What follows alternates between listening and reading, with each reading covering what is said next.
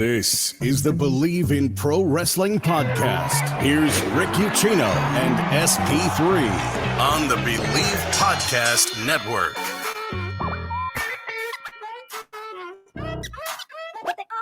And we're back, ladies and gentlemen. I'm not going to say better than ever because I'm still battling some stuff over here. But damn it, man! After a tumultuous few days, I need a distraction. I need to talk about some pro wrestling. I do apologize, even though I probably don't need to apologize for the fact that we haven't been on since last Tuesday. Had a lot of things going down in my personal life right now. I do appreciate all of the love, the support, the messages, everything that you guys have been sending. I have read them all, even though I can't even begin to respond to any of them right now. It's not been a fun weekend. We're not out of the woods yet. I'm probably going to be coughing my head off throughout this entire episode, but I need to do something. I need to keep my brain moving. I need to do some kind of work, and this is the only work I can do from home right now. So we are back with a late Monday edition of the Bleav in Pro Wrestling podcast. That's because my man SP3 was out late last night living his best life at the Hammerstein. Which one is it? I can never remember. Hammerstein. Okay, so I had it right the first time. Always just hammer that home. Just go with your first instinct. Living his best life at the Hammerstein Ballroom, GCW on pay-per-view last night.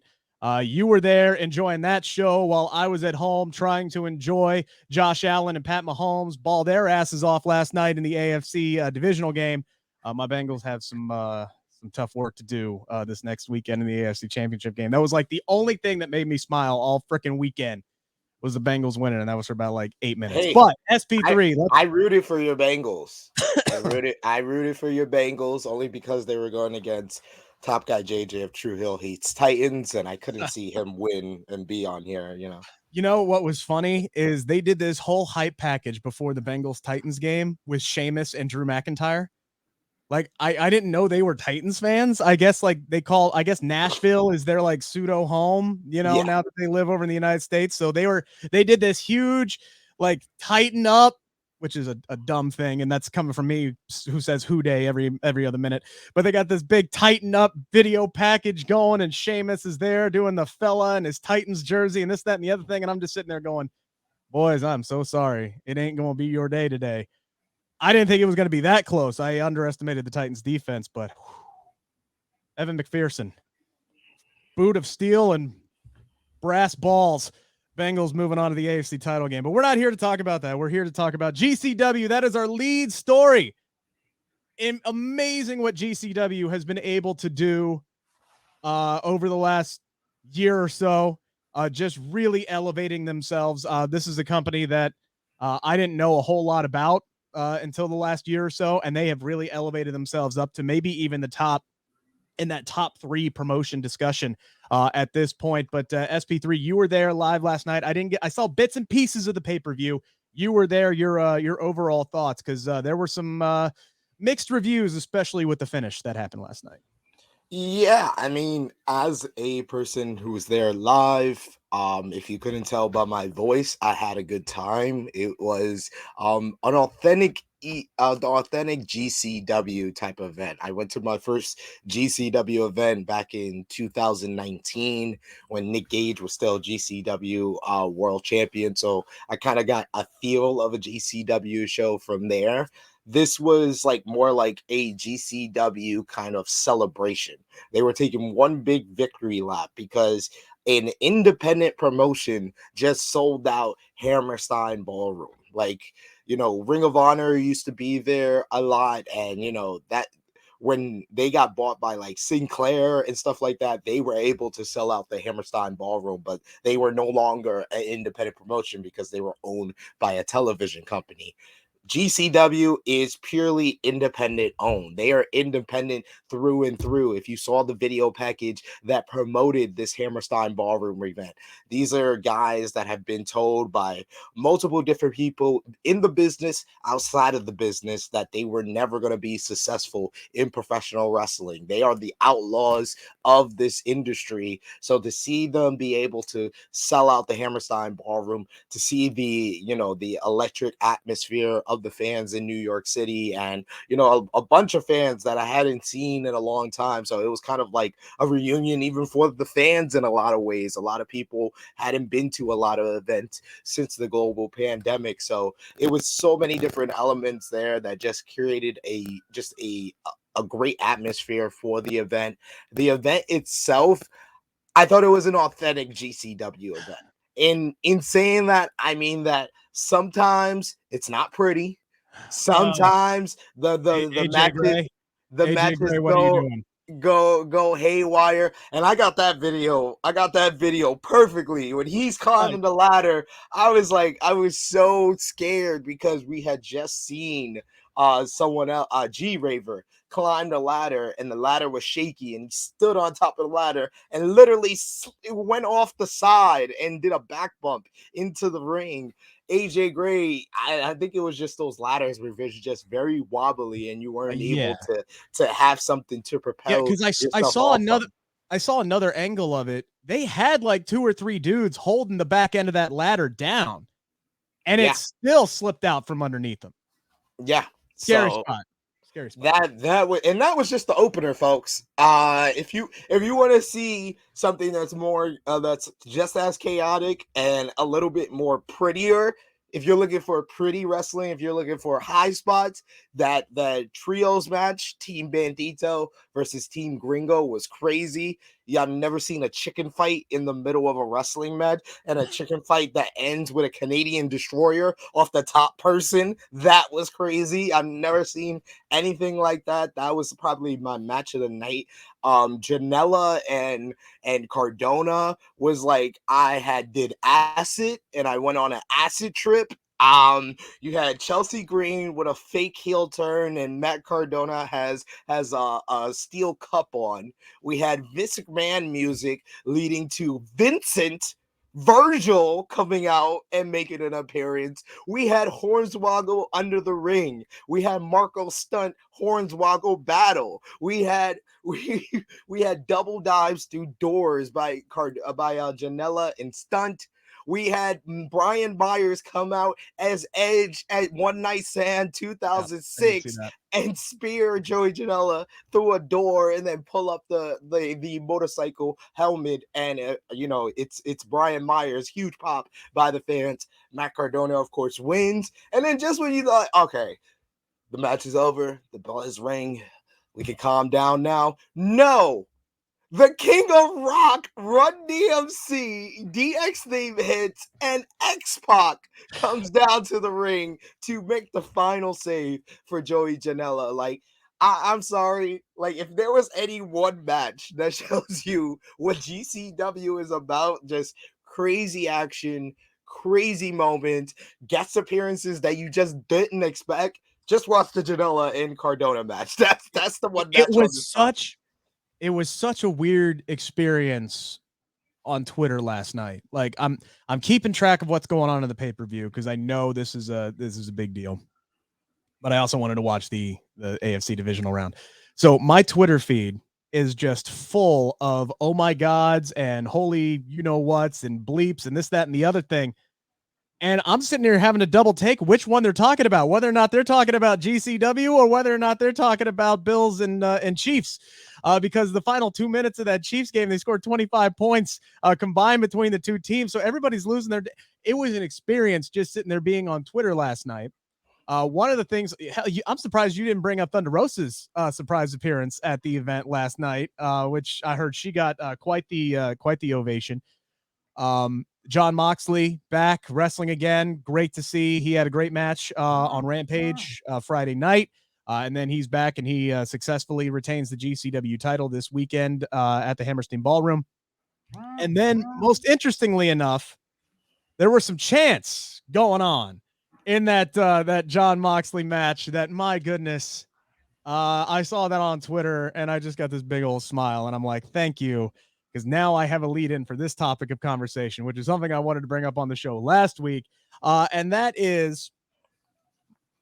Look, I like Bully Ray. I do. I respect what he's done for the business, and I respect that everybody has a right to an opinion. I've had bad takes before. You've had bad takes before, even though you probably won't admit to them. But my goodness, I don't know how anybody could watch Jon Moxley's passionate promo on Wednesday and then show up as an analyst on Thursday and crap on it and say, you know what? Nah, he owes us an apology. No, he don't.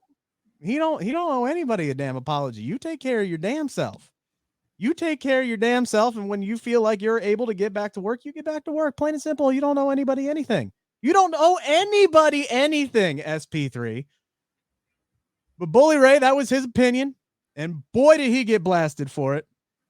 And then Jon Moxley shows up, including by Renee Paquette, by the way, which is a regular guest on his show on SiriusXM.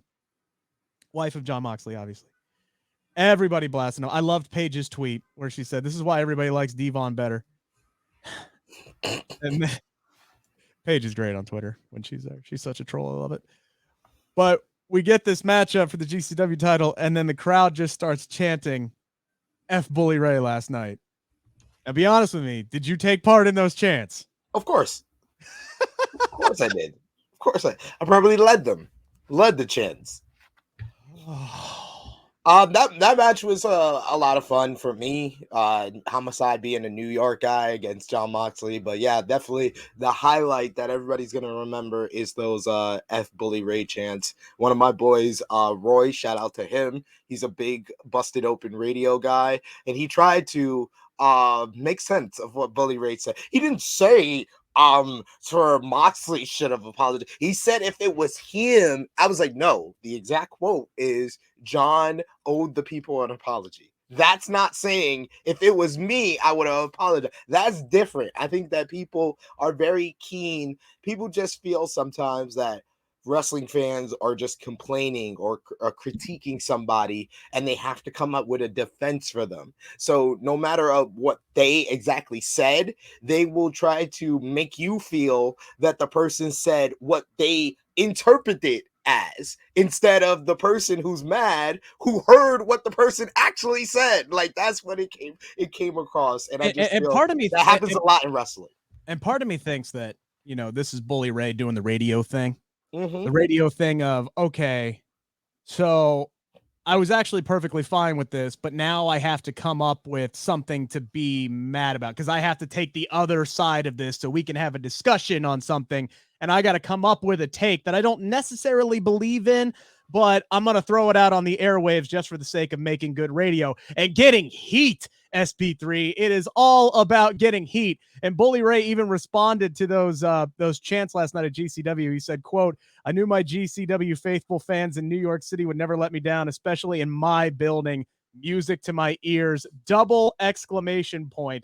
So Bully Ray just loving the fact that he's getting that authentic heat from the crowd at GCW last night. I mean, take it for what it is. But I do want to focus here as we move into the 5 count here, the 5 biggest questions coming out of the weekend, or for us, the last week of everything that we have missed. Number 1 this week, SP3, Bully Ray's take on Jon Moxley, the worst one since like 2 weeks ago with Booker T's take on Corey Graves. Corey Graves returning to the ring. Firstly, he said he thinks that Corey Graves, there's no one that would believe Corey Graves could beat up anybody. And, no one wants to see Corey Graves. Corey Graves is not a star. And in a lot of ways, a lot of people, you could say that, some of the stuff he said is right. But also that you sound kind of jealous and you've always had this thing against Corey Graves. And then he doubled down to make it an even worse take and say that, his beef should start with Byron Saxton. And he had the audacity to say that Corey Graves is blacker than Byron Saxton. That right there, I don't mess with. questioning someone's blackness, like they do this stuff a lot with Byron Saxton. And I went on a whole rant on True Hill Heat about it. You should not be taking away someone's blackness because they don't act a certain way. That is wrong, Booker T. And Booker T, the worst take since that take that you had was also you. Like Booker T has paved the Booker T crawled in worst takes so Bully Ray could run, ladies and gentlemen. If any worst take, it's a toss up between Bully Ray and Booker T each and every week. Since the start of them being on radio and podcasts, it's been either or has had the worst take of the week. So take your toss up on which one you want to say. Oh man, that's a 3-headed race there. Because the first one that popped into my mind was Jim Cornette. No, Cornette. Nah, that's the thing to me. Cornette is the shtick. This like and Cornette is a shtick, and he's playing a character at this point, and he'll just keep going and going and going with it. But at this point, as of late, he's honestly been honest about some things. Said that he liked AEW, said that he liked CM Punk in AEW. So anything that Jim Cornette says, I think that we're all numb to it. It's kind of similar to our colleague over at Sports Kita Wrestling. And like Vince Russo can say bro and say that some of his, I won't say dumb, but unconventional ideas were great. He can say all of that, but it's been 30 years of dealing with Russo and Cornette. Do we really take any of their takes seriously? No, we don't. So I don't think they should be in the question. I haven't since he said this comment, and this is the one that I'm going to go back to for my answer on this question, is when he said that Sonya Deville and Mandy Rose should have been fired from WWE after the break-in at Sonya Deville's house because they were feuding at the time. They were not supposed to be friends. They were supposed to be bitter mortal enemies, even though they ran a donut company together outside of WWE.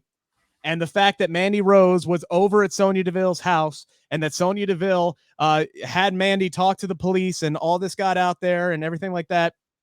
And his dire love for kayfabe and keeping the business and the secrets and the old guard and the old wave of things.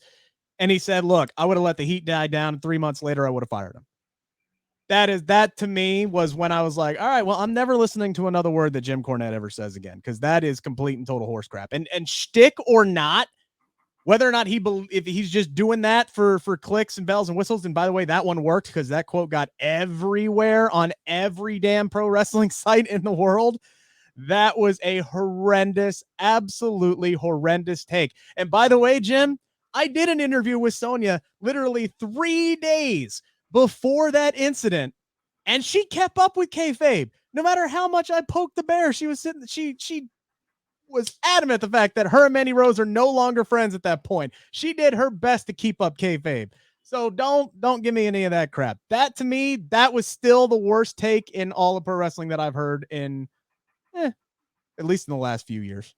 I'm sorry, that doesn't even make the Richter scale for me as far as Jim Cornette. When the man has shown that he could be racist, misogynist, and just a carny, I'm sorry, him saying something more carny is not that bad. And how is that worse than Booker T saying that CM Punk's return promo was crap and that he should have named all the national landmarks in Chicago like The Rock would have done? He was like, if The Rock was in Miami, he would have been like, I drove down that lane and then I went to the Orange Bowl and then I came here. And he said that CM Punk should have done that crap. How is that worse? I don't understand how that Cornette stuff that was from 2020 is worse than Booker T's takes in the last 6 months. I don't understand that. To me, suggesting, hey, your alarm finally went off. To me, suggesting that somebody should be fired for having a stalker and doing a whole going through a terrible ordeal, an actual home invasion, one that actually took Sonya Deville out of action for a long time. Again, whether that is shtick or not, but to be a victim of a home invasion and then suggest that it's somehow their fault and they need to be fired for it, that to me is worse than criticizing a promo. Just my personal opinion. He's a Carney. He's a Carney, ladies and gentlemen. But let's just say there is a sea of bad takes out there, but you're not going to get any right here on the Bleav in Pro Wrestling podcast. Well, maybe one. I'll throw one out there because we didn't get a chance to talk about this. I'll throw a take out there. You're probably going to light my ass up for it. Gunther's not that bad. Just one solo name. Trying to rename him is totally pointless. Absolutely freaking pointless.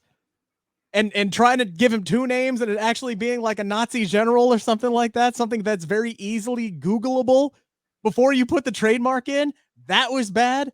But in a bubble, just calling a guy Gunther, it's not awful. Is it any worse than Walter? It's awful. It's awful when he's been Walter for 3 years on WWE television, and you gave him the name to a Nazi commander.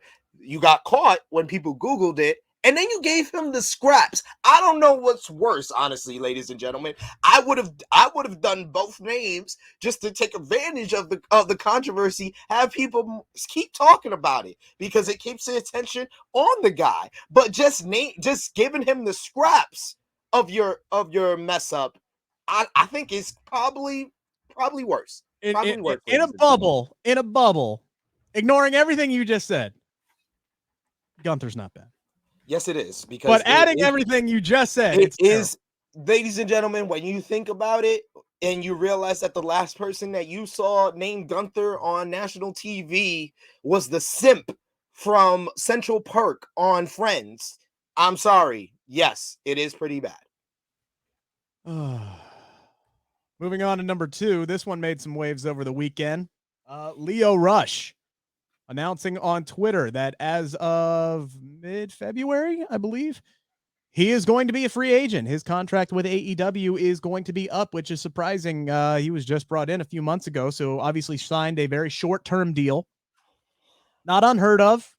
We see people in sports all the time sign short-term contracts. Very common in the NBA to do 10-day deals, especially when they had the COVID outbreak. It seemed like everybody from the University of Cincinnati who had ever touched a basketball signed a 10-day contract with somebody.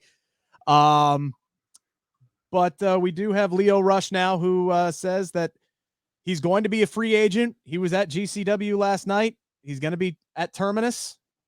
He's all over the place. He does have a deal with New Japan Pro Wrestling, so he's still going to be out there. But this is on the heels of the big Swole controversy. SP3, question number 2 of the 5 count here. What does Lio Rush's impending free agency say to you?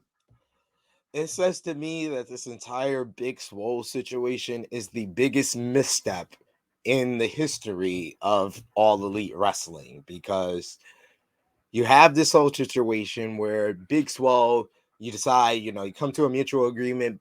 Big Swole, you want to let her go, let her contract expire. She has some feelings of how she felt about her time at AEW. She said it in a very professional way, a very respectful way. She said the things that she did enjoy, and she thanked AEW and Tony Khan for everything that they did for her and her career and her family.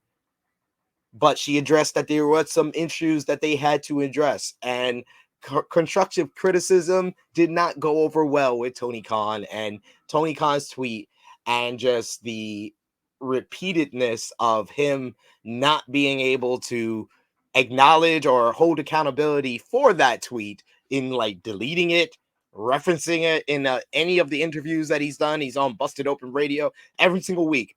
No one seems to ask him about this type of stuff, but I guarantee it's because they're being told not to ask. Oh, of course, definitely. Lio Rush was the only man on the roster that came out and said something, that told Tony Khan to apologize, that held Tony Khan accountable. So the fact that he is the one that, he's off of TV ever since then, the whole Dante Martin Team Taz storyline has been messed up by his absence. He's been replaced by Jay Lethal, now Lee Moriarty. And then he makes the announcement on his social media that he's going to be a free agent. It just says to me that this is not a good look for the perception of AEW. One thing that AEW has been, very consistent on is the fan reception. The fans have been for the majority, very positive towards AEW and Tony Khan and their decision making. This is a bad decision. How it looks, it might be Lio Rush's decision because he's a guy that you could tell doesn't want to be locked down at the moment. He doesn't want to be in any one place for any long period of time because he was in WWE and that didn't end well for him. So I can totally understand if this is Lio Rush's decision, but the optics of it all looks very, very bad on AEW.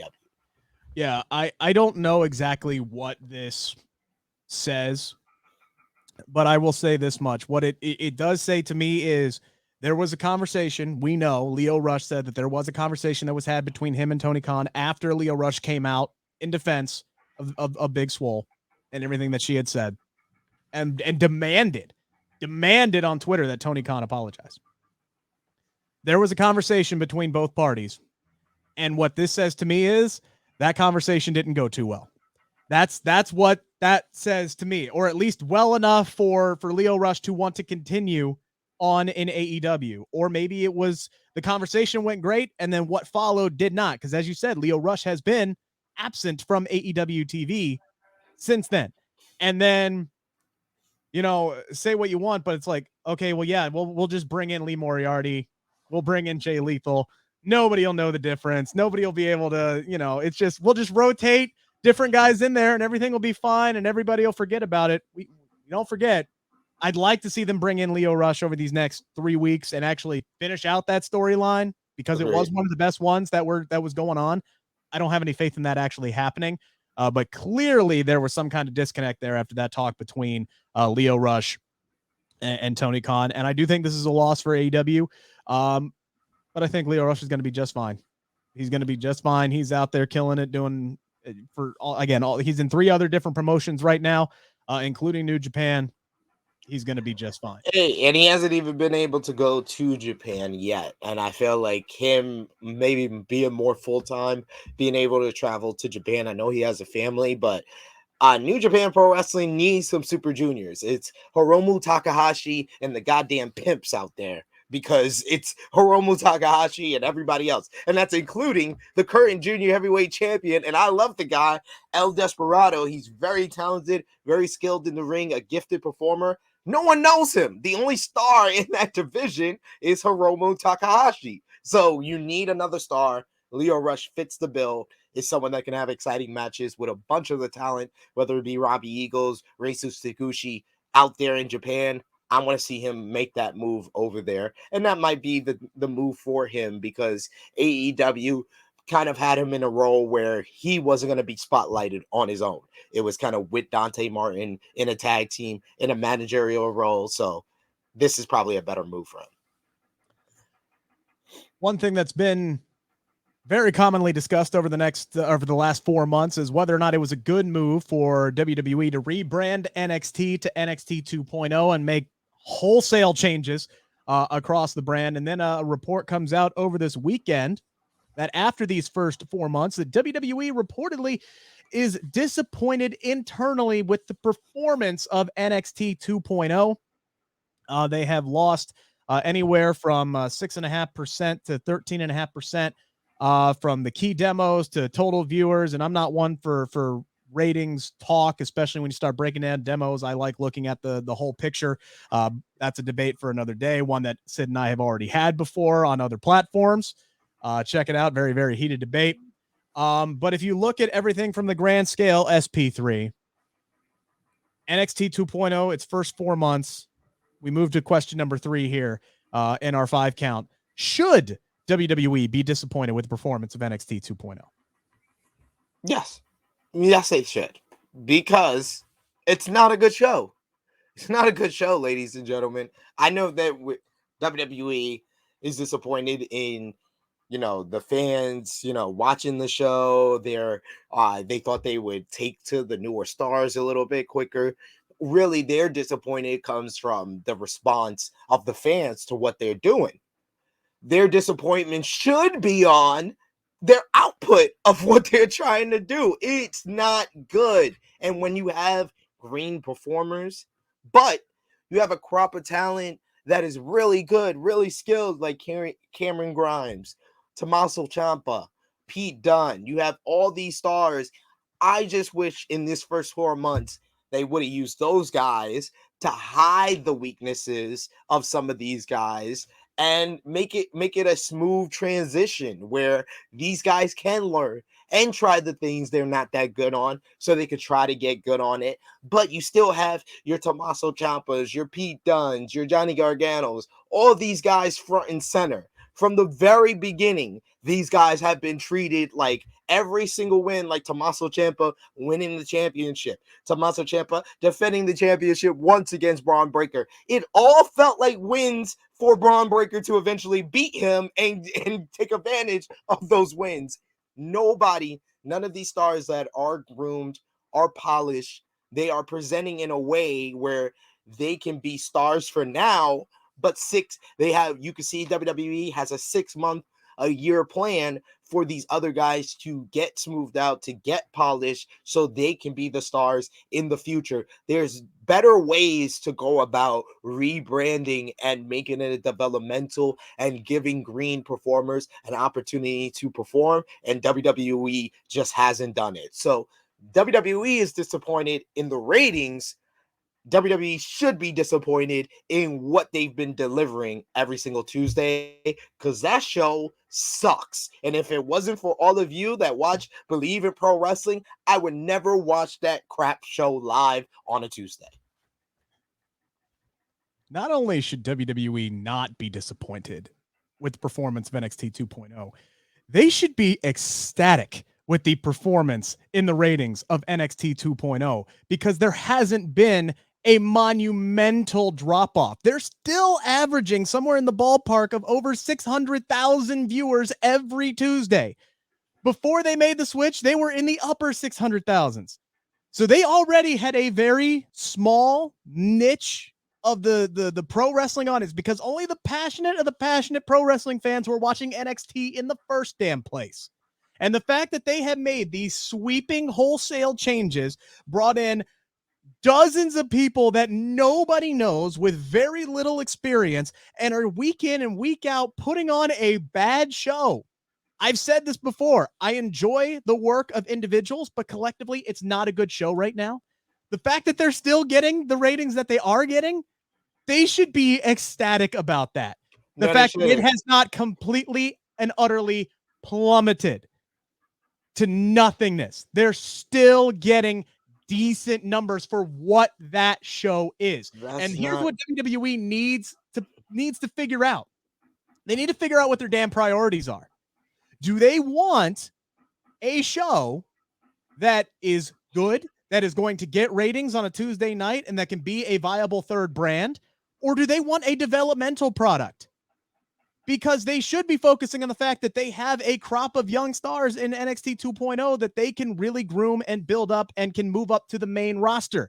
If they're worried about having a viable third brand, they had it 2 years ago, 3 years ago, at the peak of 2019, when the Black and Gold brand had stars, and they literally put it over their babies, Vince's babies of Raw and SmackDown. They put it over at Survivor Series, and then it has been a steep, slow death ever since. You can't have it both ways, or maybe you can, because Triple H did it at one point where he had a successful developmental brand, but even at their peak, they weren't getting huge, crazy numbers. So what does WWE want out of this? Do they want to build and groom the crop of next fresh stars for the next generation? Or do they want a successful product? That's what they have to figure out, because you can't have your cake and eat it too. You do realize that, ratings don't work like that. That was my biggest issue with everything you said. There was a lot of things you said that I agree with, but ratings don't work like that. In 4 months, ratings don't plummet. The signs say, because I've had to do some research on ratings, the signs say that the drops that they have are going to be worse in a year. So that's why WWE is disappointed, because they just thought it was going to at least be steady. They thought that people would take to these new stars, and they would take to them, and then eventually the rating would grow, especially in the 18 to 49 key demo. But how ratings work in 4 months, the drops that you said, That's not what WWE wanted, and that's why they're disappointed. So they're not going to be happy at the fact that it didn't plummet, because that's not how ratings work. They know that this is the start of the plummet.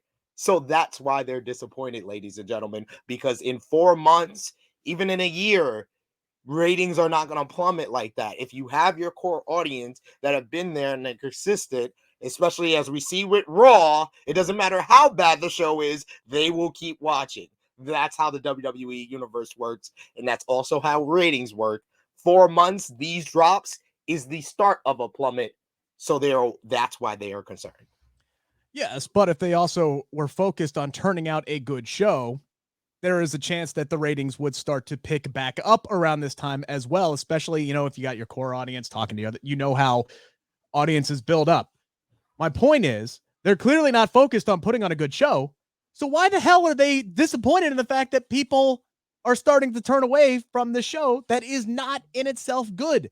They're focusing on building up their next crop of talent instead of putting on a good show. They got to figure out what their priorities are. They can't be disappointed that nobody's watching a crap show when they know they're turning out a crap show, unless they think it's good, which is another problem.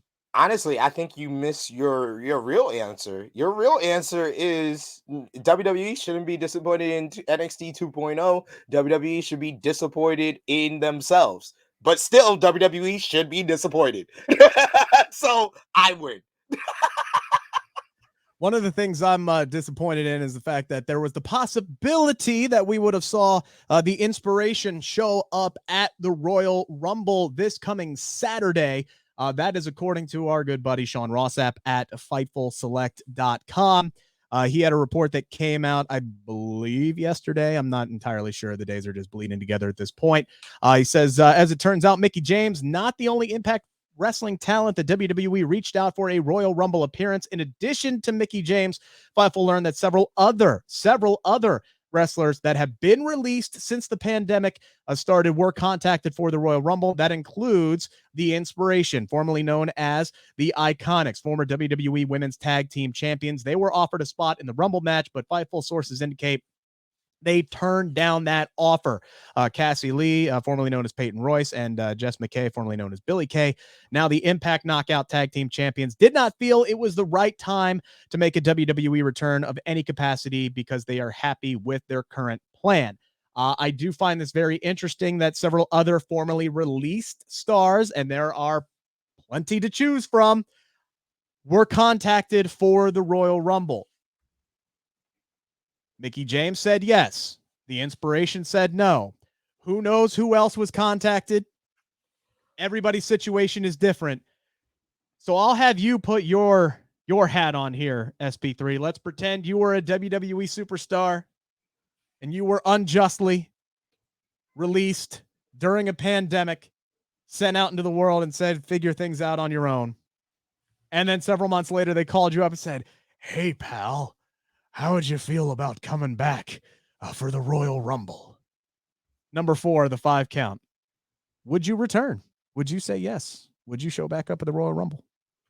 Me, myself, if I was recently released, I'm still in my 90 days. They're kind of still my employer. So yeah, I would return if I'm like recently released. I'm just reading the question, ladies and gentlemen, and that's how I'm asking it. But I totally understand where both Mickie James and the Inspiration is coming from. Mickie Yes. James has been around for years. And, although that I feel that she's at the top of her game right now and that she could wrestle for a few more years, we don't know how long she wants to wrestle for. So this opportunity to be in the Royal Rumble match and not be currently contracted by WWE is a very rare act from the company. They are desperate times, calls for desperate measures. Mickie James probably knows how desperate they are. So I totally understand. And not only that, but the chance to make history there, to be the knockout women's champion and hopefully walk out to hardcore country, walk out as this Mickie James persona that we really haven't seen inside of WWE, and holding the Impact Knockout Championship at a WWE event. She realizes how big that is, how rare that is, and I understand with her saying yes to doing that, if they let her do that. I also understand why the Inspiration said no. We literally have never seen another personality besides Mickie James as crazy person, and then the Mickie James that followed up the crazy person. Literally, in almost a 10-year run into the company, they only had her play 2 different characters. Yep. They had her play crazy stalker fan and then Trish Stratus 2.0. That's the only things they have ever let Mickie James play. So yes, it would be great. It would be making history. I think, like many fans, I'm on the fence on if they're gonna allow her to wear the Knockouts Championship. So the fact that you're saying, she's making history and stuff, it's not really history if WWE doesn't let her wear the title, honestly, to me. And if she comes out to that, then no, we're not making mystery here. We're not making history here. We are revisionist history and just being like, Mickie never changed from the time and that's the other thing, and that might be why the Inspiration said no to this, is because they, unlike Mickie James, are in the process of rebranding themselves, exactly, building themselves up as Cassie Lee and Jess McKay instead of the Iconics. They want to be known as the Inspiration, and they are doing a damn good job of that. They have their podcast. They have the photo shoots that they've been doing. They're one of those people that have just been everywhere since their release, and they're very successful so far in their tenure in Impact Wrestling. So I understand why they would sit there and go, no, why on God's green earth would we go back and have and be the Iconics for a night? We're not the Iconics anymore. We're the Inspiration. So maybe they couldn't get a guarantee on whether or not they would be allowed to be the Inspiration. And that might be part of the reason. So I completely understand their rationale as well. For me, I think it would come down to a lot of different things. One, am I closer to a Mickie James situation, or am I closer to an Inspiration situation? But I'm looking at this and I'm going, this is still the Royal Rumble. This is still one of the biggest events that is going to be watched by a lot of damn people. This is still great exposure. Depending on how the booking goes, this is one more chance for me to shine in a WWE ring. Hell yeah, Vince. I'm not burning that bridge. I'll be right there. I'll do whatever the hell you need me to do. You want Omos to chuck me into the second row? Sounds good. Just make sure the check's in the mail and the signature's on it. I would absolutely 100%. I'm a whore for money. I would 100% be there unless they did something that was just so dirty and disrespectful, and Vince McMahon spit in my face. That I am a huge don't burn bridges kind of guy. And who knows? Maybe you go out there and you have a damn good performance at the Royal Rumble, and Vince goes, why the hell we release that guy? Sign him back up. There have been instances before where Vince lets people go and then doesn't remember why he let them go. That happened to Jimmy Wang Yang. Literally, Vince is like, hey, saw him backstage at a show one time. I was like, hey, pal, where you been? He's like, dude, I'm not under contract. And he's like, what? Seriously? And they had him do some dark match stuff, and he ended up walking out with a contract like a week later. That you never know what kind of opportunities this would bring. I would be there. Ladies and gentlemen, like I said, if I'm recently released, I'm on my 90 days, they're still my employer. I would come back. But if I'm out of my 90 days and I'm recently released, I am not working for this crazy person that Rick Ucchino just described. That is signs. If you want signs that you're working for a crazy person, everything that Rick Ucchino just described is working for a crazy person, but not a crazy person that I want to return for one night, because I can't trust him. Oh, crazy, but successful. And the thing is, man, it's like, look, I'm all for stability, and I know that's not actually stability, but if it works out where I get another contract, at least for a little while longer, I'm stable. I'm getting those checks. So yeah, man, you never know. I would say yes, mostly because it's always been my dream to compete in the Royal Rumble. Not going to happen this year, obviously. Fingers crossed for next year. Who knows? Maybe I'll get back on the indie track. Maybe I'll get to a GCW show. Who knows? But yes, I think unless something just unforgivable happened during my release, oh hell yeah, I would be there. It is obviously Royal Rumble week. Hoping to have boots on the ground for Bleav in Pro Wrestling this week, but still a lot of things up in the air for myself at this point.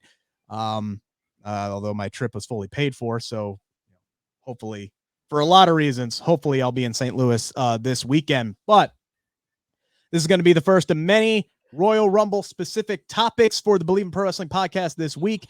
We've talked about ad nauseum, the men's Royal Rumble and whether or not it has enough sizzle or whether or not it has enough, anticipation built around it. We had that forbidden door discussion for a while, but it seems a lot of those have been slammed shut. Doesn't look like anything too spectacular is going to happen. So expectations have been tempered recently, but we got to look at this match in and of itself. We firmly both believe that Seth Rollins is walking away with the Universal Championship this Saturday.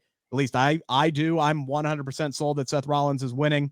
I think it's going to be Roman and Brock at WrestleMania for the WWE Championship. So Seth Rollins will need an opponent, most likely going to be the Royal Rumble winner. So number 5 in the 5 count today, the first of many Royal Rumble questions.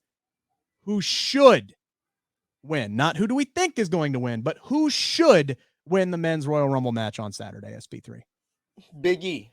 It should be Big E. It just should. That's how you give him some momentum back from losing the WWE Championship. You get your Seth Rollins Big E match that you should have delivered at day one. I think that all of this stuff is going to make sense. Really, they're using the Royal Rumble to make good on the things that they wanted to do at day one. At day one, Brock Lesnar was going to win a championship. It just wasn't the championship that he won. And WWE has just been shuffling and trying to kind of do stuff ever since then.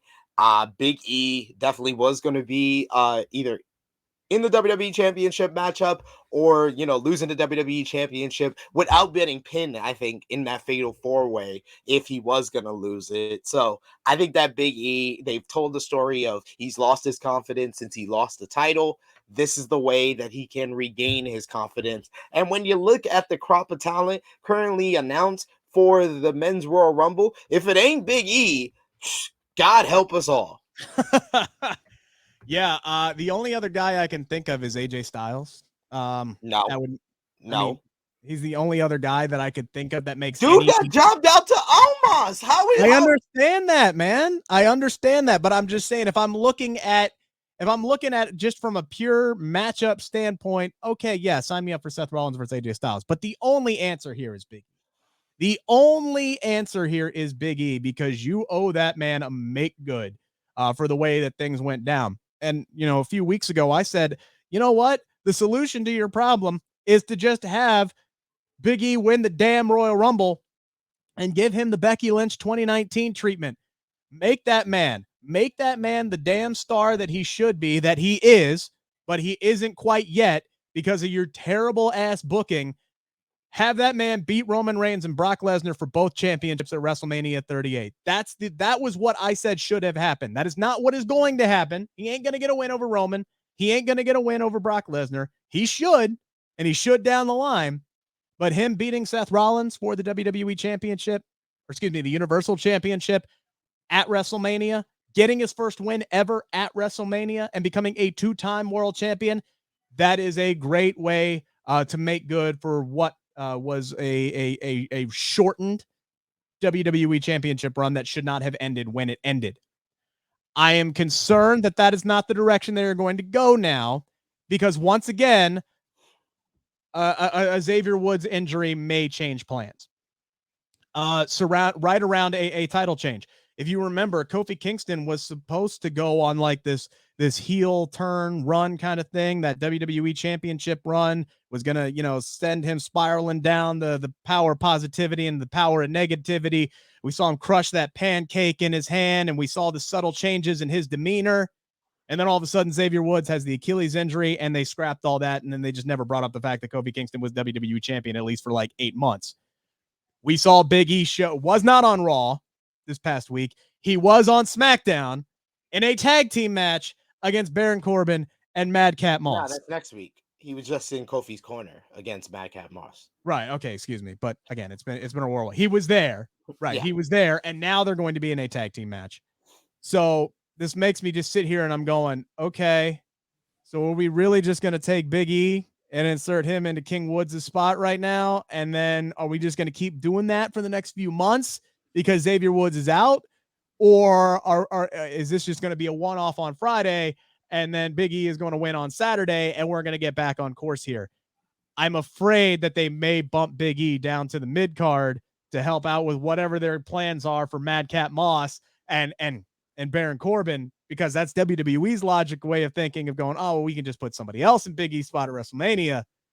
I'm concerned. But the answer, 100%, is it's Big E. Big E needs to win this damn match. Unless you are just strapping the rocket to Braun Breaker and he's going to show up and win it, or you're going to give it to Walter or Gunther. No, it's Big E. Hands down, it's Big E. And one final thought as we wrap up. Can we please, for the love of God, SP3, stop making a big damn deal about The Undertaker being in attendance at the Royal Rumble? His wife is in the Women's Rumble match. No shit, Sherlock, that he's going to be in attendance to watch. Every site losing their damn minds that a husband is going to be there for his wife. He ain't going to be in the Rumble match. He's not competing. We're not going to see a gong. We ain't going to see him on television. We might see him in the crowd, maybe. That's it. I wouldn't doubt that Vince is going to try to talk him into doing something. He ain't doing nothing.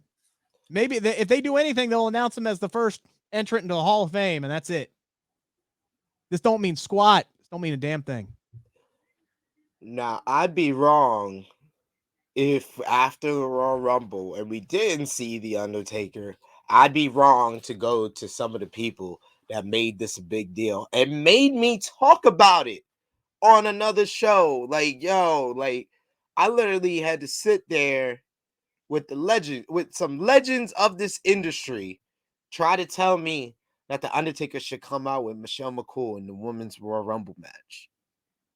Then a fan said, oh, Michelle wants a moment with her daughter in the Women's Royal Rumble, to come out with her daughter, and that's why The Undertaker is going to be backstage, because their daughter is going to be out in front of the camera and he wants to be there for that moment. And then I had to hear that same wrestling legend say that The Undertaker should come out with the daughter and the wife in the Women's Royal Rumble match. I swear to God, yo, people hear The Undertaker name and go fucking stupid. I'm sorry. I know I'm not supposed to curse on this show, but I'm very heated about, yo, anytime fans hear The Undertaker, they just go stupid.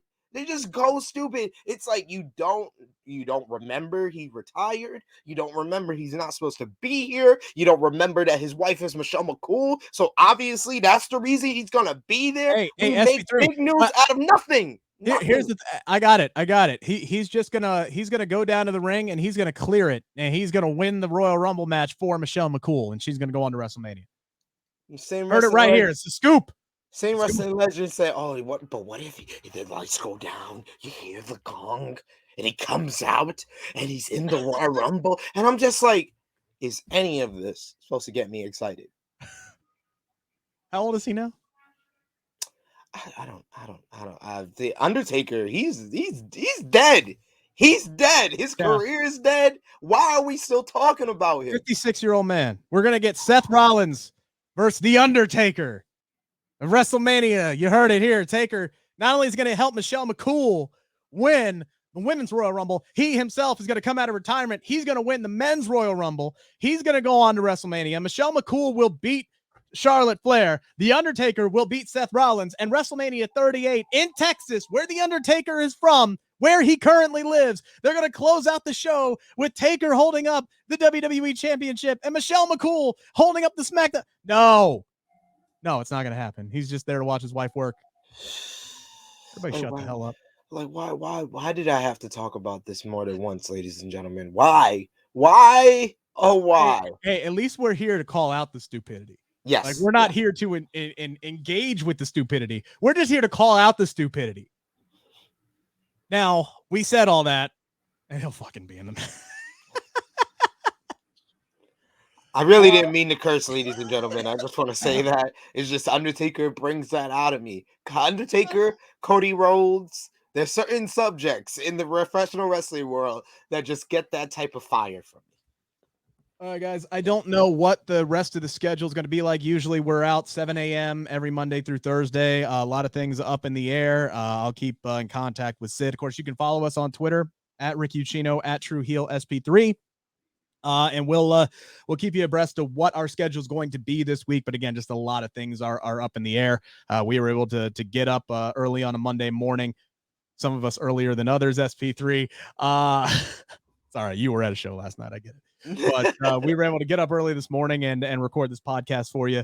We'll see if we get a few more shows out. It's the Royal Rumble week. It's a big week. It's my favorite week in all of professional wrestling of the year. So I'm hoping to be able to provide some coverage for you here, guys. But we do appreciate you guys either listening, wherever podcasts are available, Apple, Spotify, iHeart radio app, or right here on our YouTube channel. Hit the subscribe button, turn your notifications on. And by the way, even though we may not be there as planned, we're still giving away that $50 gift card to the WWE shop.com this weekend. Probably going to give it out on Monday, if I'm honest with you, when Raw is in Cincinnati, which hopefully I will be at. So again, if you are following both of us on Twitter, if you are subscribed to the Bleav in Pro Wrestling Podcast YouTube channel, you're registered. You're entered. That's it.